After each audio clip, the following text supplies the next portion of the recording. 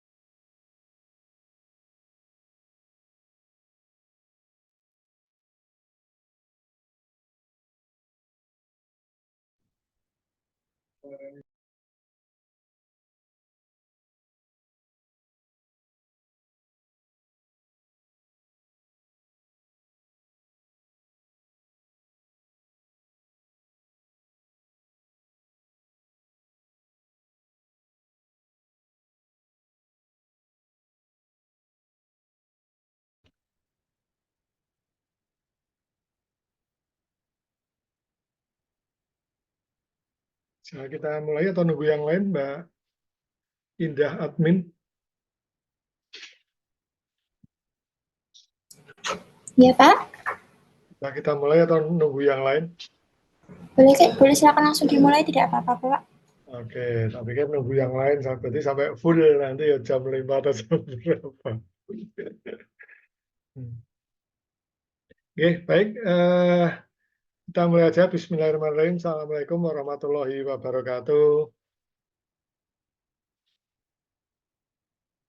Halo Mas Yeni, Mbak Nabila, Mbak Mayang, terus Mbak Wika. Oke, dari luar negeri juga ada. Mbak Hernadin, Mbak Indah. Suara saya bisa didengar nggih? Bisa, Pak. Oh, udah pada diem gitu loh, kok anteng men ya. Ya, baik. Di sore hari ini kita melanjutkan belajar kita pendidikan dan pelatihan terkait tentang brevet pajak AB. Ya, ini mungkin sudah materi yang kesekian kalinya, sudah banyak pengalaman dan juga pengetahuan-pengetahuan baru yang teman-teman dapatkan. Kira-kira semakin ke sini semakin bingung atau semakin paham ini? Gimana? Ini Mbak Napira Hapsari itu siapa ya?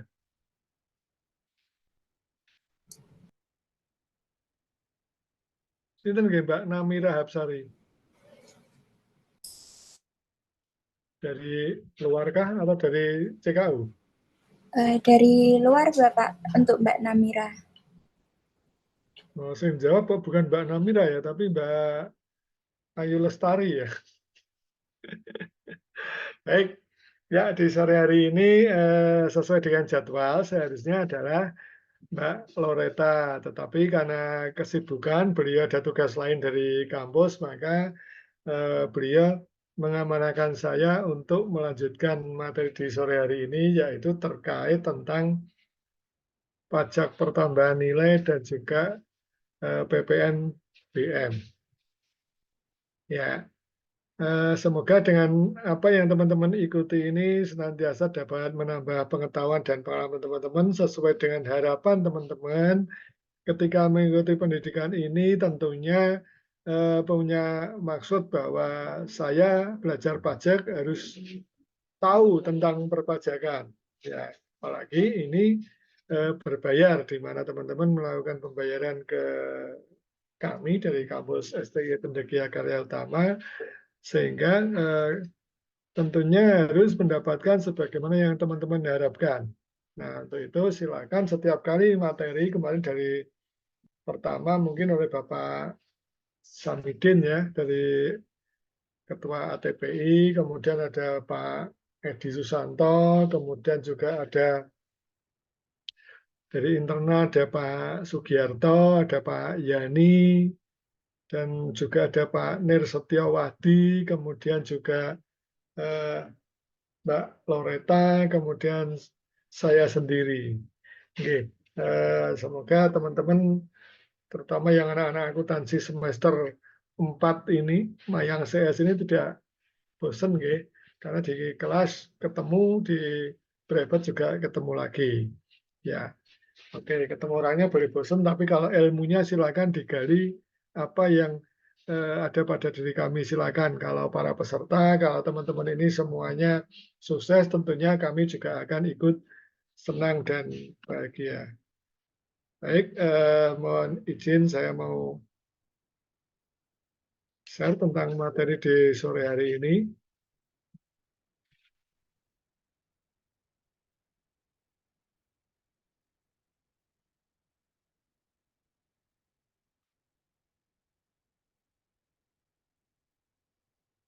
Ya, sudah bisa dilihat dari layar teman-teman? Sudah belum, Mas Rifani? Sudah, Pak. Sudah, oke, baik.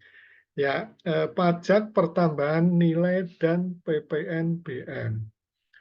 Pajak pertambahan nilai atau yang biasa kita singkat kalau ketemu di transaksi jual beli itu ada tambahan PPN.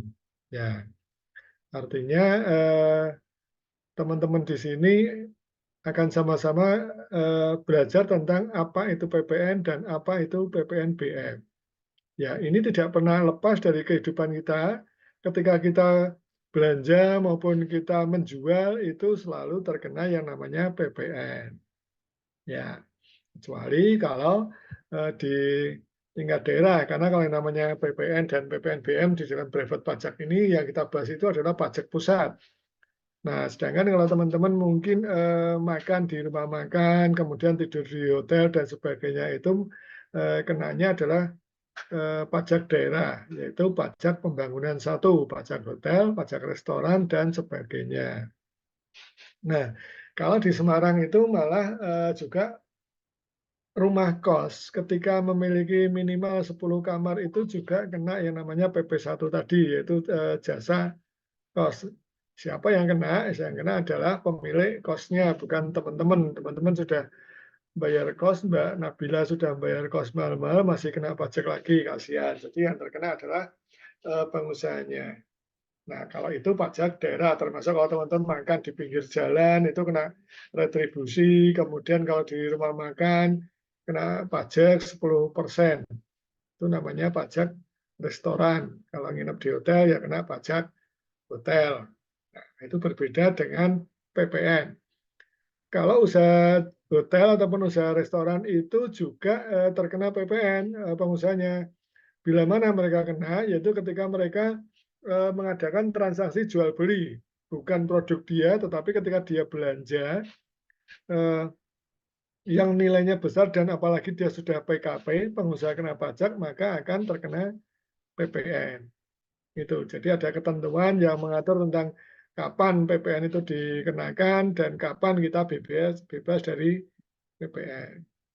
Baik, kita lanjutkan. Seperti biasa, kalau Pak Anto menyampaikan paparan seperti ini, silakan tidak usah menunggu sampai selesai. Silakan di dalam perjalanan ketika mungkin teman-teman ada yang kurang paham, ada yang pengen ditanyakan, silakan ditanyakan. Oke, karena kalau sudah sampai di akhir paparan, kalau tidak ada pertanyaan, ya sudah kita tutup. Ini apa? Gimana Mbak Ainia? Oh, lagi ngobrol. Tadi lupa, Pak. Oh ya, tidak apa-apa. Dimaafkan ya kan? Oke, sehat ya Mbak Nia ya? Alhamdulillah, Pak. Maaf ya, Pak, terlambat. Oh, tidak maaf bagimu itu. Ya, jangan gitu toh, Pak. Oke, kita lanjutkan. Ketika kita belajar tentang apa itu pajak pertambahan nilai maupun PPNBM, itu tentunya ada yang namanya landasan ataupun dasar hukum.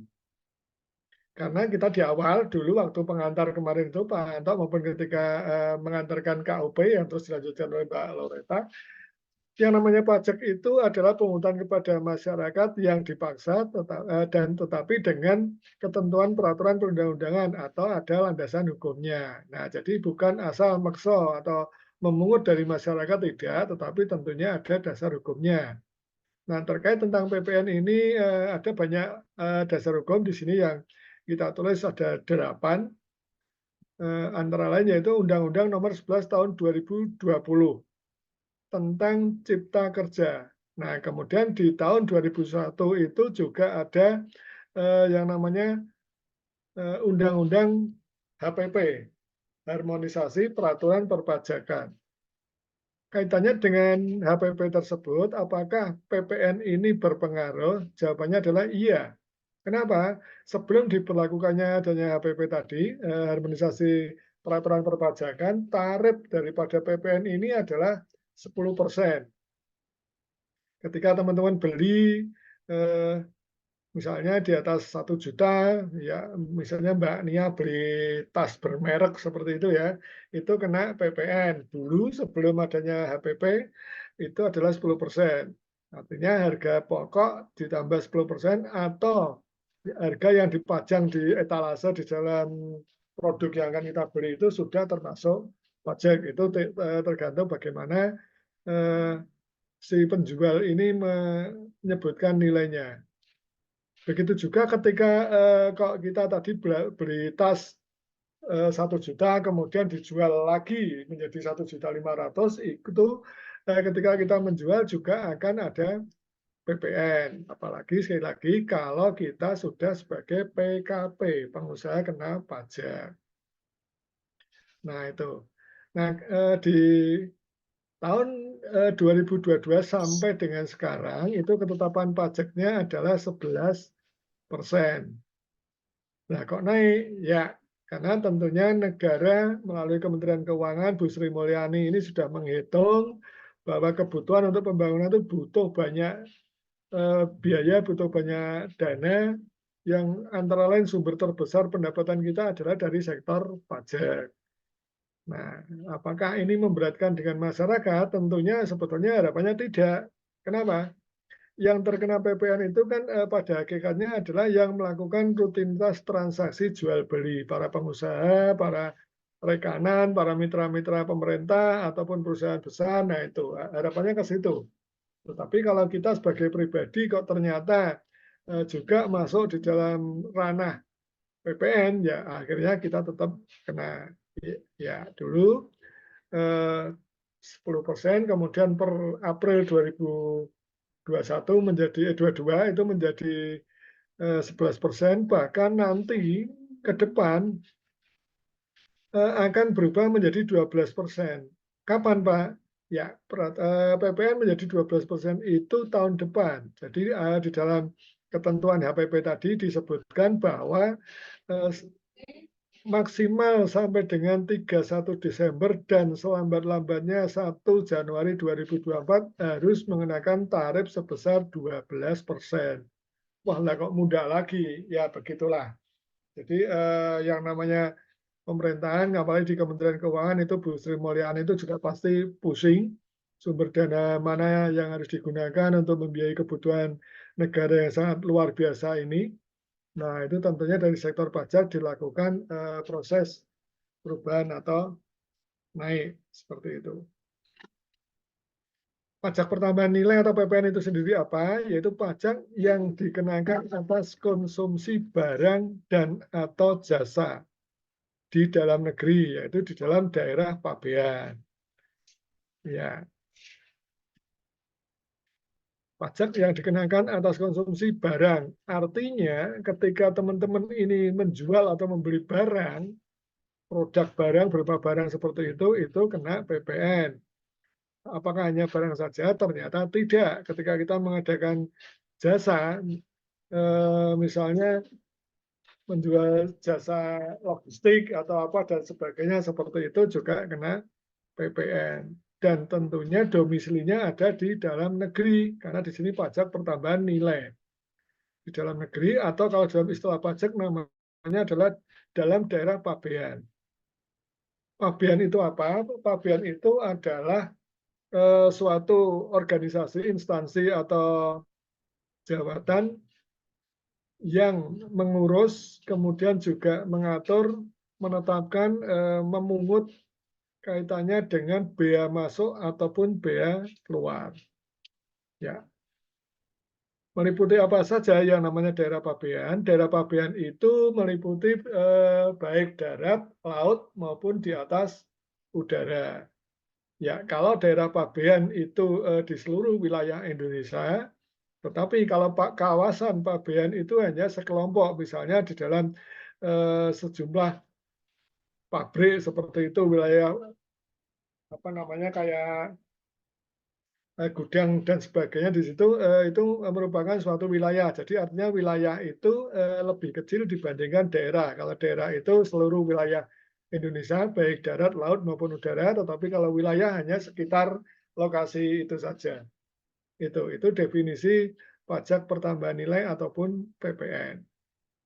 Pertambahan nilai ini timbul karena apa? Karena digunakan faktor-faktor produksi dalam menyiapkan, menghasilkan, menyalurkan, dan memperdagangkan barang atau jasa itu tadi kepada konsumen yang wajib dipungut oleh pengusaha kena pajak atau PKP. Kalau kita punya NPWP tetapi belum PKP, apa kena PPN, Pak? Jawabannya tidak. Banyak perusahaan yang belum terdaftar sebagai PKP. Itu apakah boleh beroperasi, Pak? Boleh. Ya, sepanjang kita menilai bahwa perusahaan kita ini masih kecil, masih di bawah omsetnya 4,8 per tahun, itu belum wajib mengajukan yang namanya PKP, pengusaha kena pajak. Misalnya teman-teman kayak Mbak Mayang ini spesialis jualan online, itu kelasnya masih UMKM seperti itu juga belum wajib mendaftar PKP. Tetapi NPWP punya enggak, Pak? Punya, karena NPWP itu kan nomor pokok kayak KTP seperti itu, jadi sebagai identitas kita. Kalau di kewarganegaraan kita punya KTP, kalau di dunia perpajakan kita punya NPWP. Bahkan sebentar lagi yang namanya NPWP itu disepadankan ngambil dari NIK. Nah, berarti artinya kita wajib punya NPWP. Ketika sudah punya NPWP, apakah langsung mengajukan PKP? Jawabannya tidak. Kita lihat usahanya kita dulu. Besarannya berapa, omsetnya berapa. Apakah sudah layak untuk kita ajukan ke permohonan PKP atau belum.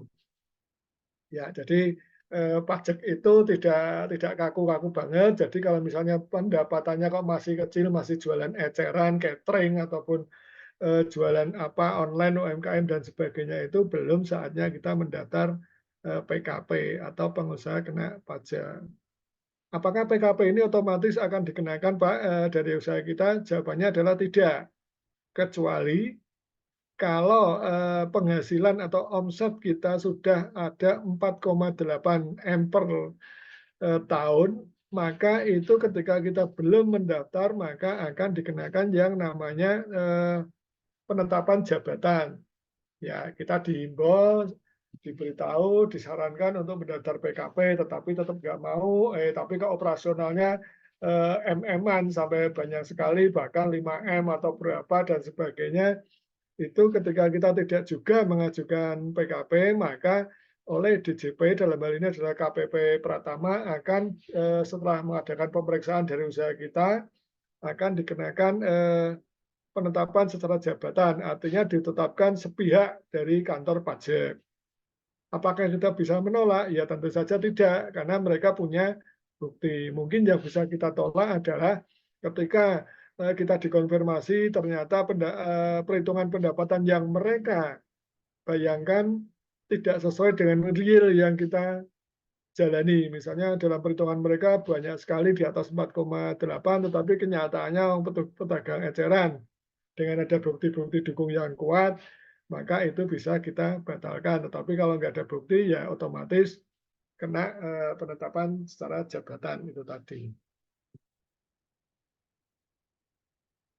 Ya, di dalam istilah PPN banyak sekali istilah-istilah yang kita kenal. Ini silakan nanti dibaca sendiri, dan kalau ada pertanyaan silakan boleh tanya di grup atau Japri juga boleh. Dan selama ini di kelas CKU ini kok grupnya sepi-sepi amat ya. Jadi nggak ada baik atau sudah pada paham semuanya. Kalau sudah paham ya alhamdulillah. Tetapi ketika saya mengikuti di grup itu kok nggak ada yang bertanya atau malu atau gimana. Katanya malu bertanya sesat di jalan. Nah, jadi yuk kita manfaatkan, kita cari ilmu, kita ingin cari pengalaman. Siapa tahu ke depan teman-teman ini menjadi konsultan pajak atau bahkan kerja di DJP atau di KPP Pratama, atau siapa tahu next Mbak Nia ini jadi Menteri Keuangan kan tidak ada yang tidak mungkin, ya toh Mbak Nia. Nah, jadi yuk kita semangat terus belajar, kita masih muda, paling umurnya masih di atas 20 tahunan, jadi masih luas sekali. Ya, beberapa istilah di sini ada daerah pabean, tadi merupakan daerah yang meliputi darat, laut, dan udara di seluruh wilayah Indonesia. Kemudian harga jual, itu bagaimana barang-barang kena pajak. Ya, ini disingkatnya nanti ada BKP, barang kena pajak. Kemudian yang bawahnya ini mencolot satu dulu, ada jasa-jasa kena pajak, itu JKP. Jadi nanti ada istilah BKP dan JKP. Kalau BKP itu barang kena pajak, kalau JKP itu jasa kena pajak. Nah, terkait BKP mungkin di awal sudah pernah tak sebutkan ketika kita belajar tentang asosiasi perpajakan, ada sebutan jabatan kita ataupun profesi kita sebagai BKP. Misalnya Nadlifatul Ainia BKP, itu berarti Mbak Nia ini sudah lulus USKP bergelar bersertifikat konsultan pajak. Ini beda dengan BKP. Amin ya. Beda dengan BKP yang ini. Kalau BKP yang ini adalah barang kena pajak. Kenapa ada barang kena pajak? Karena juga ada barang yang tidak kena pajak. Yang secara eceran tadi. Nah, kalau tadi di awal Pak Anto menyebutkan kalau dulu 10% itu batasnya adalah minimal 1 juta.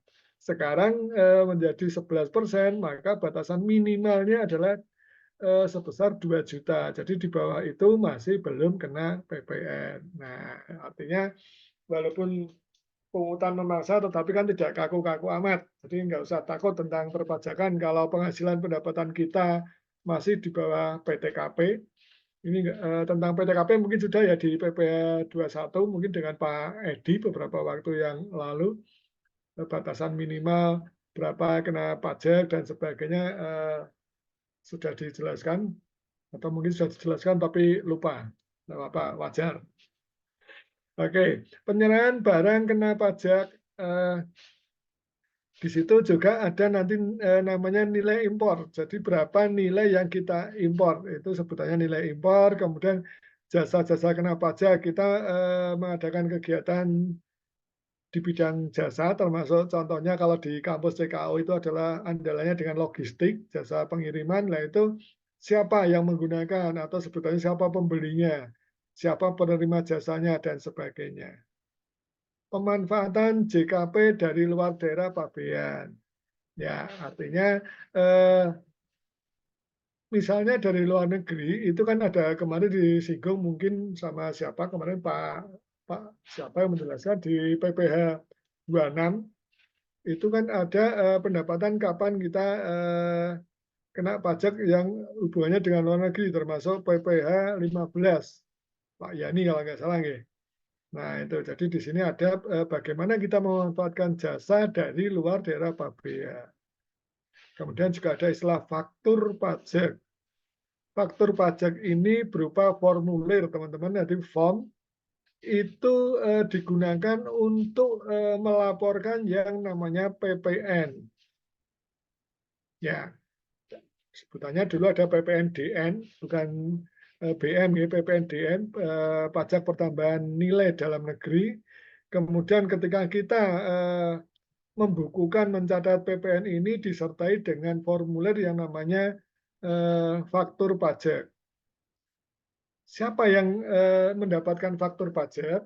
Yang mendapatkan faktur pajak adalah para pengusaha yang sudah terdaftar sebagai PKP, pengusaha kena pajak. Nah, kenapa? Karena di dalam faktur pajak ini juga ada nomor seri dan sebagainya, tanggal penetapannya berapa itu ada untuk mencatat nilai transaksinya 10 juta, kemudian PPN-nya berapa, 11%, itu dicatat di dalam yang namanya faktur pajak. Itu apalagi ketika kita bertransaksi dengan pemerintahan, dengan bendahara, baik di pusat maupun di daerah mungkin. Nah itu selalu ditanyakan, sebagai pengusaha sudah PKP belum? Kalau belum, tentunya tidak bisa bekerja sama dengan pemerintah. Nah, bagaimana agar bisa? Makanya mengajukan yang namanya PKP, memohon PKP. Setelah menjadi PKP, maka akan terbit yang namanya faktur pajak. Kalau dulu berupa cetak manual seperti itu dan meminta ke DJP atau kantor pajak, sekarang bisa secara digital, secara online faktur pajak itu bisa kita print sesuai dengan nomor seri dan tanggal ketetapan PKP kita. Import, kemudian ada pajak masukan dan pajak keluaran. Ya, di dalam PPN ada yang namanya pajak masukan. Ketika kita membeli barang, misalnya tadi membeli tas dari toko Elizabeth, ya Elizabeth contohnya sudah PKP misalnya, harganya 2 juta berapa, Mbak Nia duitnya banyak sekali, beli tas di Elizabeth. Nah, itu kita akan mendapat bukti PPN sebagai pajak masukan.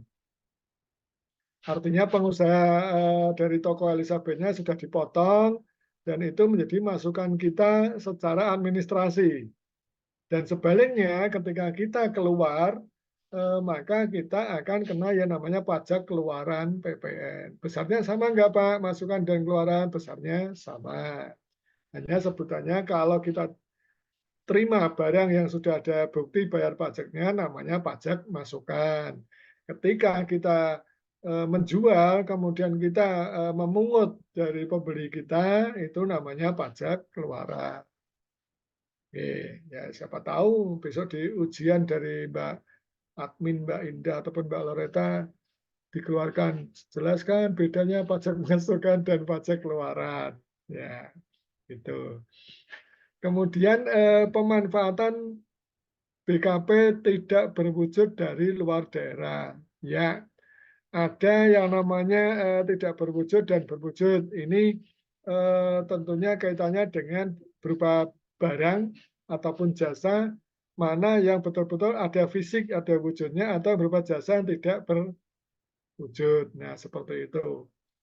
Ya, berwujud di sini seperti kalau kita berbicara tentang neraca, tentang laporan keuangan, ada aset berwujud dan aset tidak berwujud. Oke, nek katanya kembali ke Mbak Nia, nek katanya Mbak Nia itu di Lawang Sewu banyak aset tidak berwujud. Contohnya setan, gitu ya Mbak Nia? Ya. Oke. Oke, kita lanjutkan. Ada istilah perdagangan. Kemudian ada sebutan badan. Ya, kalau badan ini kan tentunya kita sudah familiar dari awal, ya. Yang namanya wajib pajak itu ada OP, ada badan. Kalau OP itu orang pribadi, kalau badan itu adalah badan hukum. PT, CV, firma, koperasi, dan sebagainya. Seperti itu. Itu kalau kita memisahkan mana yang OP dan mana yang badan. Nah, kenapa di sini yang disebut di dalam istilah PPN itu hanya badan, kenapa OP tidak di sini? Karena pada dasarnya yang namanya wajib pajak OP ataupun orang pribadi itu tidak terkena PPN. Kenapa? Kalau secara pribadi, secara umum kita tidak punya yang namanya PKP, pengusaha kena pajak. Jadi masih bersifat pribadi, pakai NPWP kita, kemudian lapor SPT, kemudian bukti bayarnya dengan e-billing dan sebagainya seperti itu. Tetapi ada nggak Pak orang pribadi yang kena PPN? Sangat minim sekali, tetapi kenyataannya ada. Kapan? Yaitu tadi yang Pak Anta cerita di awal. Kalau meskipun usaha kita ini sebagai pribadi, NPWP pribadi, tetapi ketika penghasilannya, omsetnya, operasionalnya di atas 4,8, oleh kantor pajak kita disarankan mendaftar PKP. Kalau nggak mau Pak, silakan. Setelah itu ada yang namanya PKP secara jabatan, ditetapkan oleh kantor pajak. Ya, itu untuk istilah-istilah, ada pengusaha kena pajak dan sebagainya. Kemudian ekspor BKP tidak berwujud, sama tadi jasa kena pajak dan sebagainya. Monggo kalau mau ada pertanyaan silahkan, kalau tidak ya langsung kita lanjutkan. Subjek PPN, siapa yang menjadi subjek PPN? Yaitu PKP, pengusaha kena pajak. Melakukan penyerahan BKP atau JKP BKP apa tadi ya? BKP ya? Barang kena pajak, Pak. Tumben ini Mbak Ananda Putri Mayangsari menjawab. Ya, BKP adalah barang kena pajak. Kalau JKP apa Mbak Nabila? Tadi juga Mbak Nabila, Mbak Nadine, Mbak Indah. Bukan Mbak Indah admin, Mbak Indah peserta. Itu apa? Kalau JKP apa? Ya, jangan dipelesetkan ke JKT ya, ini JKP. JKP apa tadi ayo? Kalau BKP betul barang kena pajak, tapi kalau JKP jasa, ya inilah repotnya kalau ngajar ataupun kalau presentasi lewat online seperti itu. Jadi sambil tiduran atau kenapa kita juga nggak tahu, apalagi pada off cam semua ini. Oke, tidak apa-apa. Pengusaha kena pajak melakukan penyerahan BKP atau JKP ekspor BKP, barang kena pajak. Bukan pengusaha kena pajak menyerahkan barang kena pajak tapi belum dikukuhkan sebagai PKP. Nah, ini yang dimaksud tadi.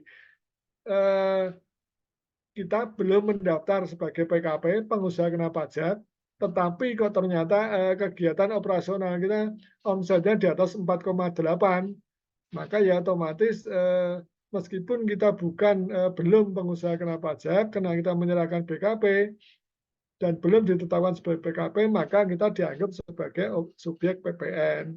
Karena kita termasuk dalam subjek PPN, maka disarankan oleh kantor pajak segera mendaftarlah untuk menjadi PKP.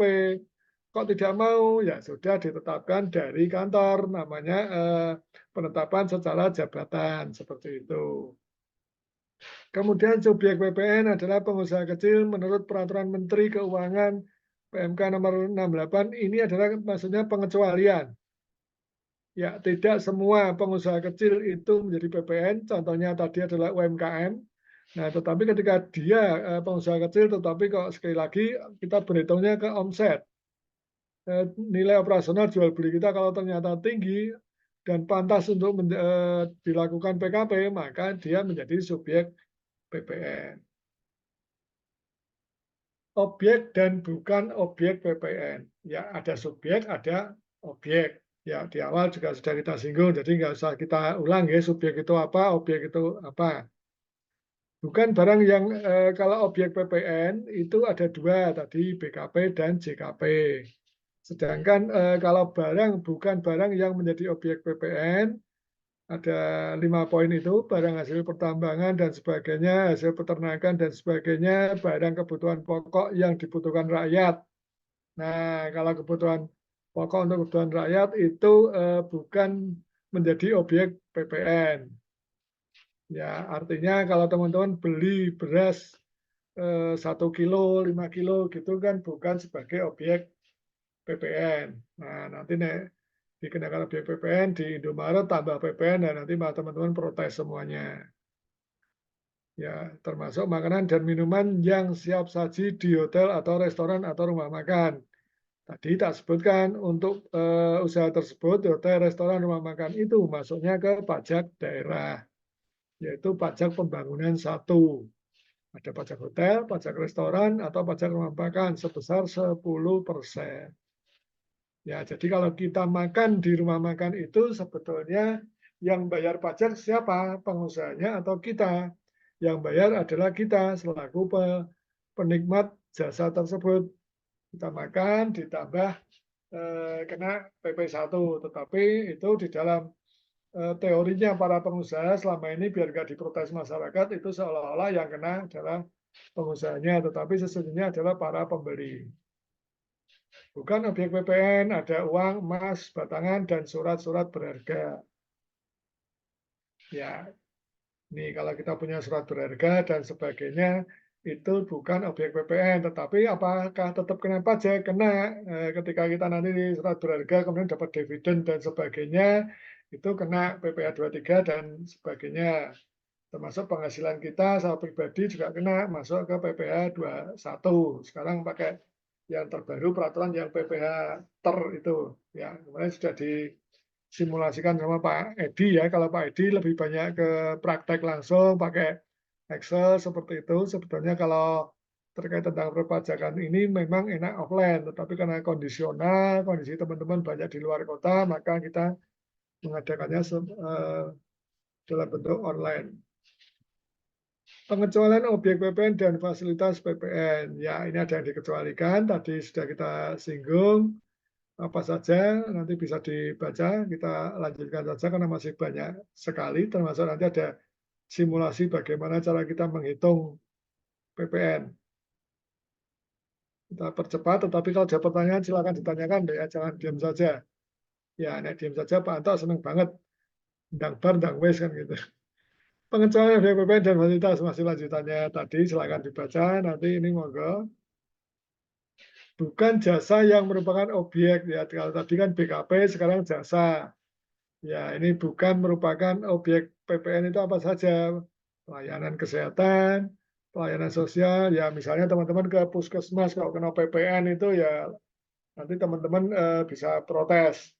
Pelayanan sosial, pengiriman surat dengan perangko, ya karena perangko itu kan juga sudah biaya meterai dan perangko sudah dibahas mungkin kemarin ya PBB dan BPHTB dan kemudian biaya meterai dan sebagainya sudah dibahas. Gitu. Kemudian jasa keuangan, ya contohnya apa? Ketika kita menjadi seorang konsultan ataupun kuasa wajib pajak itu kan dapat penghasilan baik secara pribadi maupun secara organisasi dapat penghasilan. Misalnya disewa oleh klien sebesar 5 juta. Ini di atas 2 juta, apakah itu kena PPN? Tidak, itu hanya kena yang namanya PPh 23. Dan itu pun besarnya relatif, tergantung kegiatannya apa. Kemudian misalnya kita menggunakan jasa asuransi, kemudian jasa keagamaan, nah apalagi keagamaan. Yang namanya keagamaan dan juga pendidikan ini tidak ada objek pajak. Nah, tetapi apakah wajib lapor? Ya, karena kita sekali lagi kita punya NPWP, kita wajib lapor, tetapi jenis kegiatannya tidak ada pembebanan pajak. Jasa kesenian, hiburan, jasa penyiaran, dan sebagainya, angkutan umum, hingga jasa penyediaan tempat. Itu teman-teman. Jadi ada barang yang bukan merupakan objek PPN, ada pula jasa yang bukan merupakan objek PPN. Kapan saat hutang PPN? Tentunya kita punya hutang berupa pajak pertambahan nilai ketika kita sudah menyerahkan yang namanya barang kena pajak. Ya, ketika barang itu sudah kita serahkan, berarti kan kita sudah mendapatkan pendapatan. Ya, di dalam pendapatan tersebut kalau PPN-nya belum kita setor, maka itu kita sudah kena hutang pajak atau hutang PPN. Begitu juga untuk import barang kena pajak. Nah, ini masih sama, jasa juga. Kemudian juga ada pemanfaatan BKP tidak berwujud dari luar daerah pabean. Misalnya pemanfaatan barang bukan kena pajak yang tidak berwujud. Kita dapat kiriman dari luar negeri karena tadi daerah pabean adalah daerah di Nusantara di Indonesia baik darat, laut maupun udara. Ketika dapat dari luar, maka ketika kita memanfaatkan barang tersebut, maka itu tetap bisa dikenakan yang namanya hutang pajak. Itu juga dengan JKP, kemudian ekspor BKP. Itu teman-teman. Oke. Nah, tarif PPN. Tarif PPN dan kenaikan tarif PPN terbaru 11% dan awal Januari 2024 adalah 12% berdasarkan Undang-Undang 42 tahun 2008. Ya, ini asalnya ketika dulu pemerintah gencar-gencarnya mengadakan harmonisasi peraturan perpajakan ya di tahun 2022. Ini ketika kita menggunakan tarif secara umum, tarifnya 10% ketika dulu sampai dengan Maret 2022. Nah, setelah menggunakan aturan yang baru per 1 April 2022, maka menggunakan Undang-Undang HPP, Undang-Undang Harmonisasi Peraturan Perpajakan. Paling lambat 1 Januari beberapa bulan lagi harus menggunakan tarif HPP 12 Nah, di dalam PPN ini ternyata tidak kaku harus saat ini 11%, ke depan 12%, tidak. Ada tarif khusus, di mana tujuannya adalah untuk kemudian dalam pemungutan PPN atas jenis barang-barang atau jasa tertentu dari sektor usaha tertentu diterapkan tarif PPN misalnya 1%, 2%, atau 3% dari peredaran usaha yang di atas dengan peraturan Menteri Keuangan atau PMK. Ya, di dalam peraturan Menteri Keuangan itu nanti akan ditetapkan, oh ini untuk kemudahannya maka usaha ini ditetapkan sebesar misalnya 1%, 2%. Itu banyak sekali rinciannya. Jadi tidak serta-merta kita langsung pakai yang tarif khusus, tidak. Tentunya nih disuruh milih kan milih yang tarif khusus daripada 11% ya 1% saja. Tetapi ada aturan-aturannya di dalam peraturan Menteri Keuangan. Gitu. Ya ini banyak sekali. Jadi kalau ditampilkan nanti sangat banyak dan paling teman-teman juga tidak membaca kan seperti itu. Jadi tidak kita tampilkan dan tidak kita upload di sini. Ya. Dasar pengenaan PPN tadi sudah kita singgung, harga jual, harga penggantian, nilai impor. Ya, sekarang kita menuju ke faktur pajak. Ya, tadi kita singgung. Kapan kita wajib punya faktur pajak? Yaitu ketika kita sebagai PKP, pengusaha kena pajak.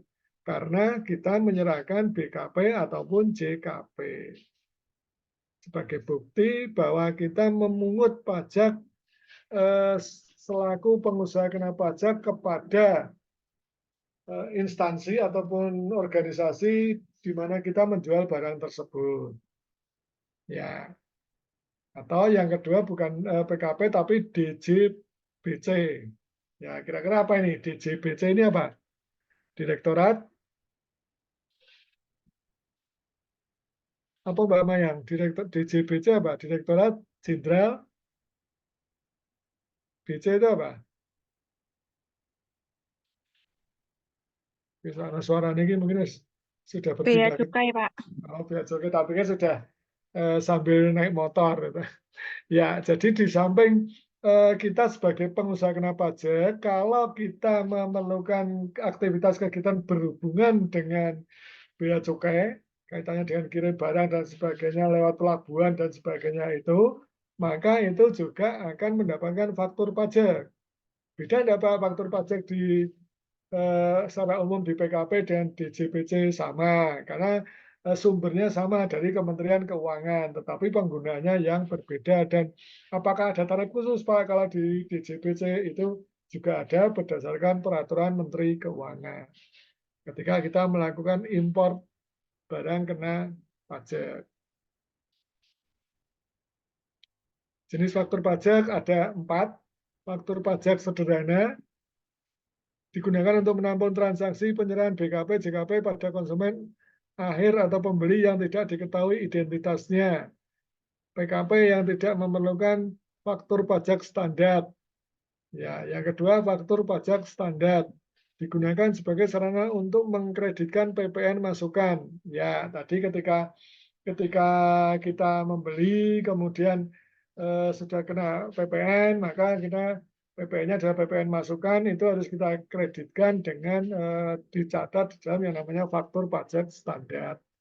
Ada juga faktur pajak gabungan, bukti pungutan PPN yang dibuat dan untuk menyerahkan BKP dan atau JKP dalam satu masa pajak yang sama. Ya, artinya dalam satu waktu, dalam satu kesempatan dalam waktu yang bersamaan itu kita melakukan transaksi penyerahan BKP ataupun JKP dalam waktu tersebut. Buktinya apa? Bahwa kita sudah memungut PPN, yaitu tadi bukti mungutnya adalah dengan adanya penyerahan yang namanya faktur pajak. Hal ini adalah faktur pajak gabungan karena ada BKP dan juga ada JKP.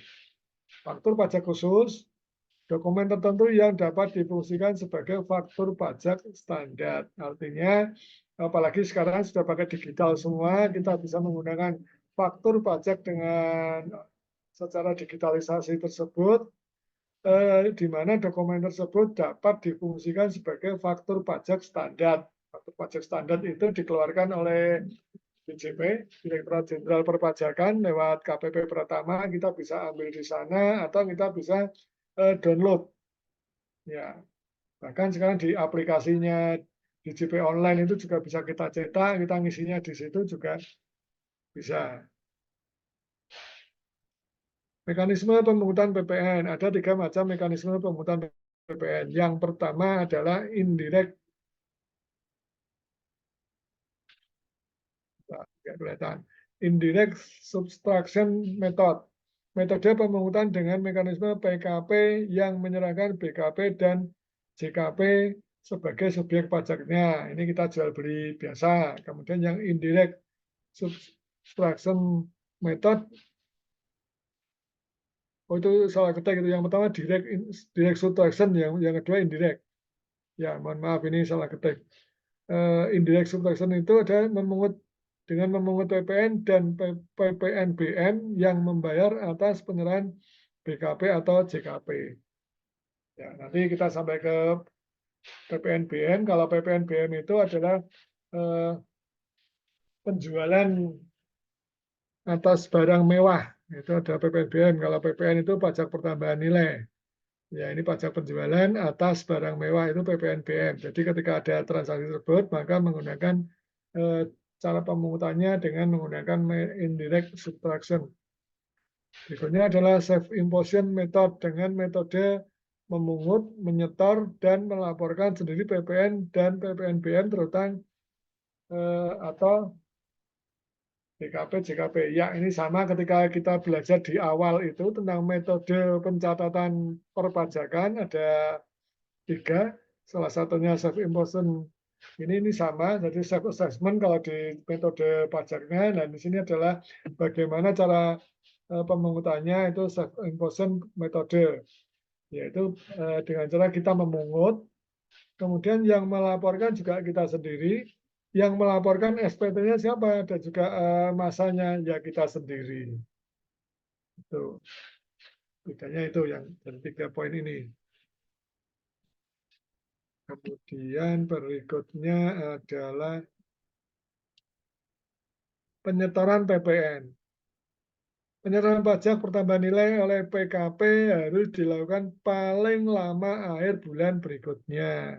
Setelah berakhirnya masa pajak dan sebelum surat pemberitahuan masa pajak pertambahan nilai disampaikan. Artinya, ketika sekarang kita transaksi di bulan Juni, maka paling lambat di bulan Juli itu sudah harus dilakukan penyetoran. Kenapa? Karena setelah itu kita akan melakukan surat pemberitahuan masa pajak pertambahan nilai untuk dilaporkan. Jadi nanti di bulan ini Juni, Juli, ya paling lambat awal Agustus itu kita melaporkan surat pemberitahuan masanya atas PPN kita. Maka sebelum kita melaporkan di bulan Juni atau di awal Juli itu sudah harus dilakukan penyetoran. Penyetorannya kemana? Penyetorannya bisa langsung ke kantor pajak, bisa ke bank persepsi, apalagi sekarang dengan e-billing itu semuanya sudah serba online, atau bisa juga datang melalui kantor pos, itu juga bisa dengan kode e-billing, nomor seri sekian, dan sebagainya, nanti kita bisa membayar. 2. Surat pemberitahuan masa pajak pertama nilai disampaikan paling lama akhir bulan berikutnya setelah berakhirnya masa pajak. Ya, kalau tadi setahunnya, sekarang pemberitahuan masa pajaknya kapan, yaitu paling lama atau paling akhir adalah bulan berikutnya setelah berakhirnya masa pajak. Ya, kenapa dikasih masa pajak? Supaya kita ini tertib dan taat sebagai wajib pajak. Ya, sebagaimana slogannya orang bijak taat pajak. Jadi kita harus tertib melaksanakan administrasi baik penyetoran maupun pencatatannya. Nah, seperti itu. Pencatatan transaksi PPN. Nilai PPN keluaran, PPN masukan, dan PPN kurang ataupun lebih bayar yang dicatat tidak mempengaruhi laba rugi perusahaan. Ya, ketika kita berbicara laporan keuangan, kaitannya dengan perpajakan itu ada yang namanya laporan laba rugi, kemudian juga ada neraca. Nah, ketika kita menggunakan jasa PPN ini tidak ada hubungannya dengan baik lebih maupun kurang, tidak ada hubungannya dengan laba rugi. Tapi kalau di neraca dia akan muncul. Nah, ini kok ada kata-kata PPN kalau kurang banyak ya. Jadi kita seringkali kurang bayar itu banyak. Tetapi kok ada kata-kata PPN lebih, ini terus gimana Pak? Berarti apakah bisa ditarik kembali? Misalnya seharusnya hanya wajib bayarnya hanya 70.000, tetapi kita kebanyakan setor 100.000. 30-nya bisa ditarik hari ini enggak Pak? Jawabannya adalah tidak. Lalu kapan? Itu akan disesuaikan, digunakan dengan kegiatan perpajakan berikutnya. Ya, jadi tidak bisa langsung ditarik tunai sekarang, tetapi dikompensasikan besok ada kegiatan, maka itu sebagai pengurang. Nah, terus ngitungnya kapan? Tahunya kapan Pak? Ya besok ketika sudah lapor final dalam 1 tahun itu baru kita bisa kelihatan, oh ini sudah dikompensasi pada pajak di bulan ini Juni, tadi yang di bulan Juli, bulan Agustus, atau dan seterusnya. Gitu. Kemudian PPN keluaran dicatat sebagai liabilitas lancar. Ya, PPN masukan dicatat sebagai aset lancar. Ya, ini berarti karena baik PPN keluaran maupun PPN masukan ini jangka waktunya tidak lebih dari 12 bulan, maka masuknya baik di liabilitas lancar maupun aset lancar. Ya, kalau lebih dari 12 bulan kan berarti masuknya ke aset tetap. Ini masih di lingkup aset lancar, masih di kas atau piutang. Nah, seperti itu kalaupun keluaran misalnya kita belum bayar, maka masuknya di hutang lancar atau hutang jangka pendek. Nah, seperti itu. PPN kurang atau lebih bayar dicatat sebagai aset atau liabilitas. Ya, bisa kurangnya karena hutang itu tadi, kalau lebihnya maka masuknya sebagai aset yaitu sebagai piutang. Seperti itu. Oke, kita lanjutkan. Pengertian PPNBM. Ya, sekarang kita menuju ke PPNBM.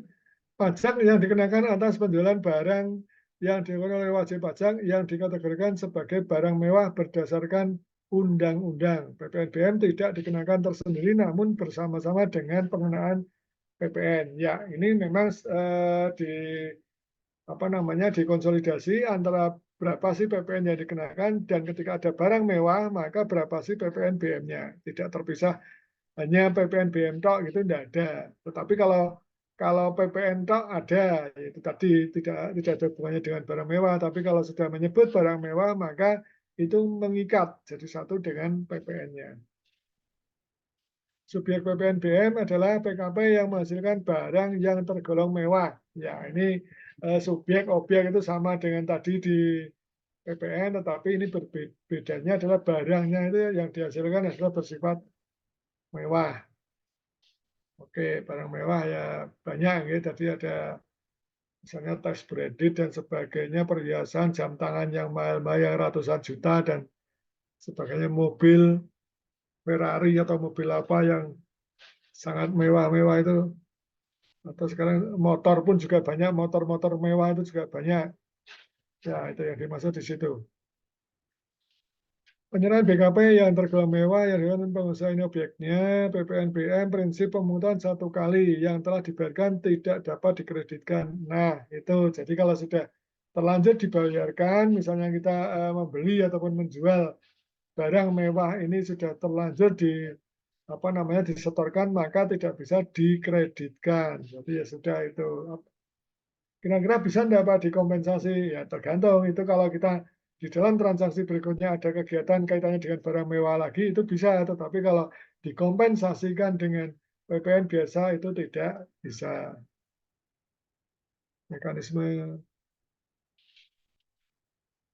Mekanisme pemungutan PPNBM. Ya, ini bagaimana memungutnya, silakan nanti dibaca-baca sendiri. Langsung kita lanjut. Mekanisme pemungutan PPNBM oleh bendahara pemerintah dan KPPN. Ya, teman-teman, ketika kita berbicara tentang PPN, kemudian juga PPNBM ini lebih banyak, lebih sering ketika kita berhubungan dengan instansi pemerintah, baik di pusat maupun di daerah atau di KPPN, ya, pelelangan negara. Nah, di situ ketika kita menjadi kontraktor ataupun rekanan berhubungan dengan pemerintah, maka itu hukumnya wajib menjadi PKP itu tadi, sehingga dengan menjadi PKP kita akan dikenakan PPN. Nah, di situ kita menggunakan tadi alat formulirnya untuk setorannya, laporan namanya faktur pajak. Nah, untuk setornya sendiri bagaimana? Ke bank kita menggunakan surat setoran pajak atau SSP. Ya, SSP ini dibuat terangkap 5, satu untuk bank, satu lagi untuk pembeli, kemudian yang kedua untuk penjual. Itu masing-masing ada arsipnya. Itu dibuat lembarnya juga beda dan ada keterangannya. Ini kebetulan nggak ada contohnya di paparan ini, tetapi tidak apa-apa. Nanti kalau itu juga bisa di-download, banyak sekali contoh SSP gitu, bisa dilihat nanti. Ini kalau SSP itu untuk bukti teman-teman setor pajak apapun itu pakai SSP. Di situ juga ada keterangannya, membayar jenis apa dan sebagainya. Ya, sekarang kalau pakai DJP online itu lebih praktis lagi, jadi tidak perlu datang ngetik manual ke bank dan sebagainya, kita bisa langsung menggunakan e-billing, begitu transaksi kita kelihatan, jebret, kita masukkan, kemudian muncul. Ya, itu ada formnya, ada 1770 dan sebagainya seperti itu. Rekanan menerbitkan faktur pajak kode transaksi 02, ini khusus yang PPNBM, kalau yang PPN itu 01. Jika pembayaran diterima sebelum penagihan atau sebelum penyerahan BKP, maka faktur pajak wajib diterbitkan pada saat pembayaran diterima. Ya, jadi ketika kita menerbitkan yang namanya faktur pajak dengan kode seri itu, tanggalnya itu harus sesuai dengan kapan dilakukan penagihan. Nah, jadi ketika pembayarannya diterima hari ini, maka lakukanlah penerbitan PKP faktur pajaknya adalah hari ini, tanggal 3 Juni. PKP rekanan menyantumkan jumlah PPNBM yang terutang pada faktur pajak. Ya, ini kaitannya dengan PPNBM. Kalau PPN, PKP rekanan mencantumkan jumlah PPN yang terutang di faktur pajak. Bedanya ya itu. Mekanisme penggunaan PPN oleh kontraktor ini tadi sudah. Oke, ini kalau disediakan oleh BUMN. Ya, untuk teorinya itu sampai di sini ada pertanyaan sebelum kita sedikit simulasi bagaimana menghitung PPN-nya. Ada pertanyaan teman-teman? Atau sudah ngantuk? Baik, sekarang kita coba bersimulasi.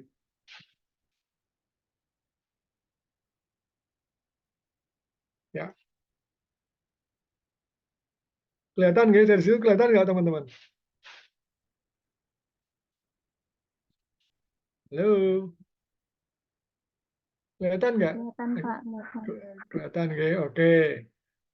Kita akan mencoba menghitung barang kena pajak, misalnya belum termasuk pajak. Ya, kita membeli barang sebesar 10 juta. Tagihannya 10 juta, harga beli dasar pengenaan pajaknya adalah 10 juta. Maka PPN-nya berapa? PPN-nya adalah sebesar ini, barangnya 100% sebesar 100 juta. PPN-nya berapa? PPN-nya adalah 11%. Maka 11%-nya 10 juta berapa?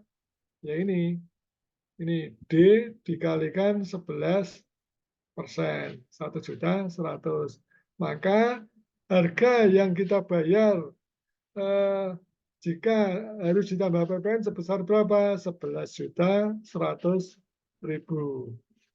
atau 111%. Terus kemudian rinciannya pemungutannya PPN-nya berapa? PPN-nya adalah 1.100.000 ini sama. Nah, kemudian kalau di lingkungan berhubungan dengan pemerintahan, pada umumnya ketika kita berkegiatan ada PPN-nya, pasti juga ada PPh-nya. Ya, PPh yang berkaitan yang berhubungan dengan pengadaan barang dan jasa itu adalah PPh 22. Besarnya berapa? PPh 22 itu besarnya adalah sebesar 1,5%. Dari mana? Dari pokok harga beli kita. Jadi PPN-nya berapa? PPN-nya adalah 1.100.000. Kemudian 1,5-nya 10 juta itu berapa? Ya, D5 kali 1,5. Total pajaknya berapa? 1.250. Terus jumlah kas yang harus dibayarkan itu berapa? Apakah 11.100.000 ini tadi yang dibayarkan? Kan ini sudah kita lepaskan, maka rumusnya adalah kas sama dengan 1 min 2. 1 min 2. Ya, PPN-nya tadi berapa? Ini ya. Ya, D7. D7 ini 11.100 dikurangi D12. Ketemunya adalah ini. Ini yang diterima oleh pedagangnya. Jadi yang diterima bukan 10 juta, tapi yang diterima adalah ini. Loh, yang 150 gimana? Yang 150 karena berhubungan dengan pemerintah, otomatis dia harus kena PPh 22 sebesar 150.000. Itu. Jadi mau tidak mau, karena kita berjualan berhubungan dengan pemerintah, baik pusat maupun daerah, maka harus kena PPh 22 1,5. Nah, PPN-nya kok nggak ditambahkan, Pak? Ini kita mencoba berlatih kalau barang tersebut belum kena pajak. Ini di sisi kiri ada pertanyaan, teman-teman? Atau jelas? Jelas, Pak. Nah, nih. Tapi kan ini belum kerja ya, kerjanya nanti malam ya? Ini, Pak. Oke, baik. Oh, Cirebon juga bisa nggih ya? Ya, baik.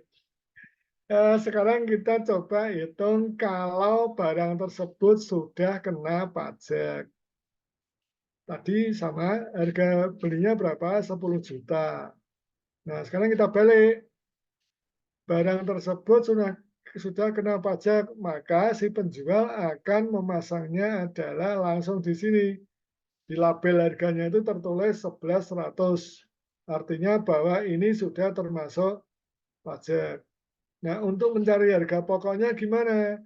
Maka ini adalah I7 11.100 kali 100 dibagi 111. Ini ya artinya ini kali kurung buka 100% dibagi 111%, maka ketemunya 10 juta. Kenapa? Karena PP-nya adalah 11%. Lalu kalau 12 next, kalau Januari 2025, kalau 12%, kira-kira ngitungnya gimana ini? Ini, di 7 kali 100 bagi berapa? 100 berapa?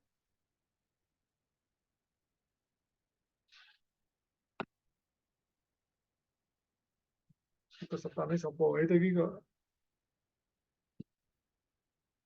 Mas Denny Supratman biasanya berkomentar aktif, biasanya dirimu. Atau sambil kerja mungkin ya, Mas Galih ya, Mas Galih dari Demak.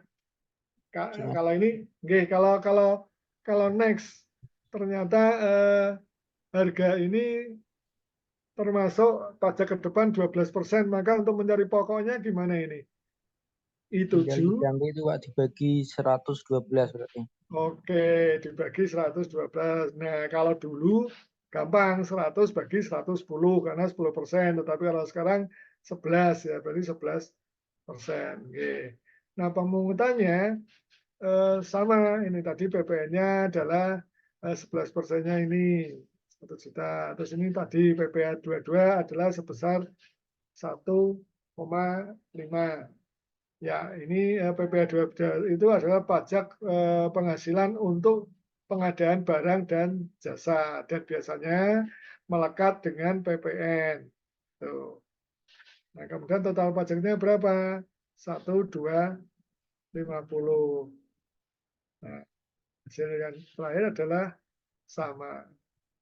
Ini jadi baik belum termasuk pajak maupun sudah termasuk pajak, perhitungannya sama. Kalau ternyata si pengusaha atau kita ini menulisnya keliru, ya berarti nanti akan keliru. Misalnya di sini 10 juta ini belum termasuk pajak, tetapi di sini Mas 10 juta itu sudah termasuk pajak belum? Sudah Pak. Nah ini berarti ada di sini, berarti di sini harus kali sama dengan 10 juta kali 100 bagi 111. Jadi ketemunya nggak mungkin ini, berarti lebih rendah lagi kan seperti itu. Nah terakhir, bagaimana kalau dijual kembali? Kita beli tadi yang ini, kita beli 11.100.000 sudah termasuk pajak. Terus kalau mau dijual kembali, BKP dijual sudah termasuk pajak. Berarti kalau misalnya kita jual 15 juta,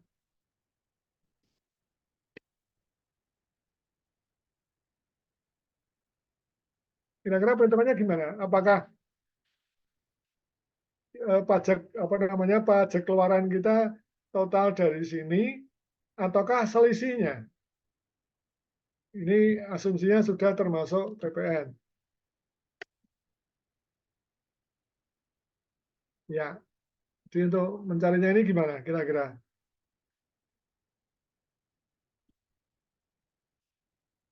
Tadi kita belinya adalah 11.100, sudah termasuk pajak. Nah sekarang karena kita berdagang, habis kita beli, maka harus kita jual sebesar 15 juta. Maka yang belum terbayarkan PPN-nya yang mana? Kalau PPN-nya sama, tetap 150.000. Yang belum terbayarkan yang mana? Apakah kita ngitung dari 15 juta ini ke instansi pemerintah atau selisihnya? Mbak Mayang, masih di situ kah?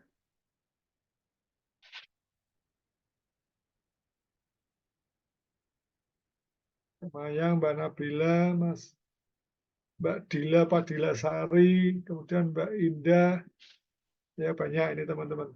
Ayo, kalau kita dulu belinya 11 juta sudah termasuk pajak, maka akan kita jual 15 juta. Apakah ngitungnya dari ini ataukah dari ini dikurangi dengan ini? Ya, silakan berkomentar. Salah enggak apa-apa, mumpung masih belajar naik ujian, salah mengurangi nilai. Gimana kira-kira? Setuju enggak kalau ngitungnya dari 15 juta ini yang kita sampaikan ke pembeli kita? Setuju enggak? Ini nanti hubungannya kaitannya dengan kewajiban kita ke kantor pajak. Jadi kita atas satu barang yang sama ini beli 11 juta, kemudian dijual 15 juta. Berarti yang PPN-nya yang belum dibayar yang mana nih? Ngitungnya dari mana? Dari 15 juta atau hanya selisihnya? Kembali Mas Galih mungkin. Yang lain pada pemalu masanya Mas. Selisihnya mungkin Pak. Mungkin, pasti. Pajak nggak boleh mungkin. Nanti mungkin malah kurang pajak yang bayar nanti. Pinten ayo. Ya. Kalau kita menghitungnya dari 15 juta, maka nanti munculnya adalah lebih bayar. Kenapa? Karena ketika kita beli tadi kan sudah kena PPN. Nah, maka betul Mas Gali barusan, jadi adalah selisihnya. Yang belum kena PPN adalah ini. Nah, ngitungnya dari sini. Kalau kita bayarnya ngitungnya dari sini, maka akan ada kelebihan bayar 11%-nya. Ini berarti kan double. Ini sudah dibayar, kalau ini dibayar lagi. Berarti akan ada double. Nah, itu apakah restitusi atau pengembaliannya bisa diambil? Jawabannya tidak, tetapi bisa dikompensasi dengan kegiatan perpajakan kita di kegiatan yang lain di periode berikutnya. Nah, terkait tentang restitusi ini, mumpung sekalian ingat, itu biasanya lama enggak Pak? Itu sangat lama, karena harus ditinjau, dicek, dan bisa jadi restitusinya baru bisa digunakan di tahun depan.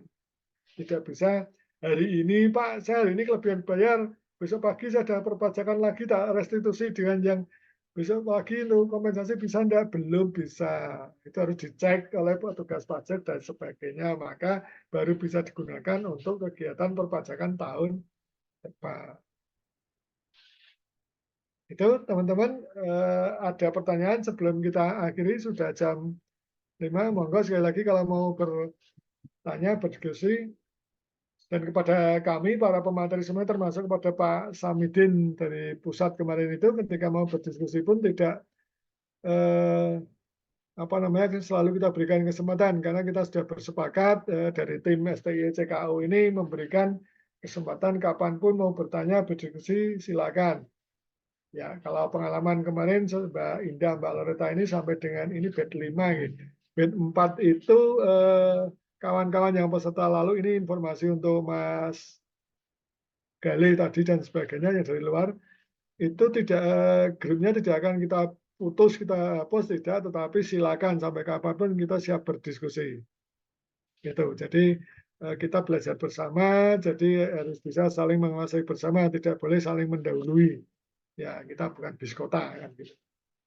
Kalau ada yang teman-teman peserta kita yang menjadi pinter, sukses kan kita juga ikut bangga, apalagi anak-anak mahasiswa kita ini. Jadi ke depan betul-betul menjadi akuntan yang luar biasa, syukur-syukur menjadi aktif di perpajakan, entah bekerja di Kanwil ataupun di KPP Pratama ataupun di Bea Cukai dan sebagainya itu monggo. Baik, ada pertanyaan teman-teman? Mbak Dila? Belum, Pak. Suaranya halus karena belum ada isbar belum. Baik, kalau tidak ada pertanyaan, mungkin sekali lagi secara formal kita ajukan sekian. Dan sekali lagi kalau ada pertanyaan tidak sempat ditanyakan di jam sesi ini, monggo bisa ditanyakan di luar jam, bisa japri, bisa lewat grup kepada siapapun, kepada Pak Anto boleh, kepada Pak Samidin boleh, Pak Edi boleh, semuanya, Pak Nersetiawati, Pak Edward, dan sebagainya, semuanya, Mbak Loreta boleh semuanya, atau Mbak Indah juga boleh. Ya, kalau dirasa cukup, kita cukupkan sekian. Untuk dengan Pak Anto, insya Allah ketemu lagi di hari Rabu dan Kamis.